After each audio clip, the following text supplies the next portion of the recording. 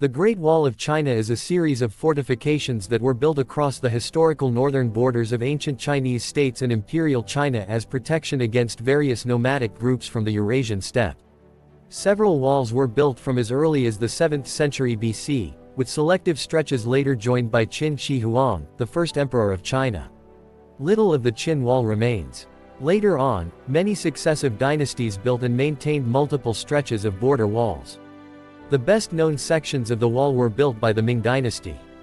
Apart from defense, other purposes of the Great Wall have included border controls, allowing the imposition of duties on goods transported along the Silk Road, regulation or encouragement of trade and the control of immigration and emigration.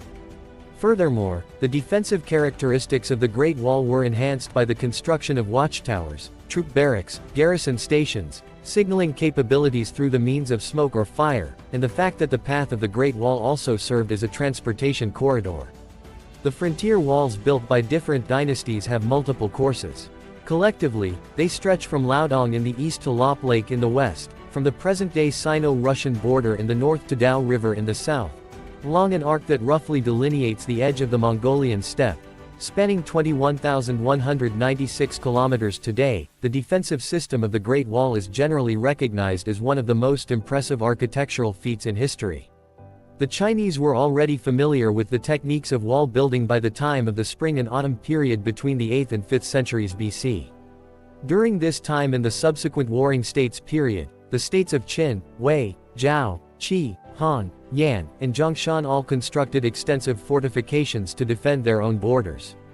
Built to withstand the attack of small arms such as swords and spears, these walls were made mostly of stone or by stamping earth and gravel between board frames. King Zheng of Qin conquered the last of his opponents and unified China as the first emperor of the Qin dynasty in 221 BC. Intending to impose centralized rule and prevent the resurgence of feudal lords, he ordered the destruction of the sections of the walls that divided his empire among the former states.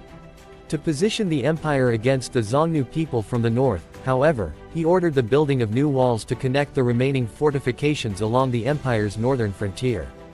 Build and move on was a central guiding principle in constructing the wall, implying that the Chinese were not erecting a permanently fixed border. The Great Wall concept was revived again under the Ming in the 14th century, and following the Ming army's defeat by the Oirats in the Battle of Tumu. The Ming had failed to gain a clear upper hand over the Mongol tribes after successive battles, and the long-drawn conflict was taking a toll on the empire. The Ming adopted a new strategy to keep the nomadic tribes out by constructing walls along the northern border of China. Acknowledging the Mongol control established in the Ordos Desert, the wall followed the desert's southern edge instead of incorporating the bend of the Yellow River. The Great Wall of China cannot be seen by the naked human eye from the moon. Even though the myth is thoroughly debunked, it is still ingrained in popular culture. The apparent width of the Great Wall from the moon would be the same as that of a human hair viewed from 3 kilometers away. Leroy Chiao, a Chinese-American astronaut, took a photograph from the International Space Station that shows the wall. It was so indistinct that the photographer was not certain he had actually captured it. Based on the photograph, the China Daily later reported that the Great Wall can be seen from space, with the naked eye, under favorable viewing conditions, if one knows exactly where to look.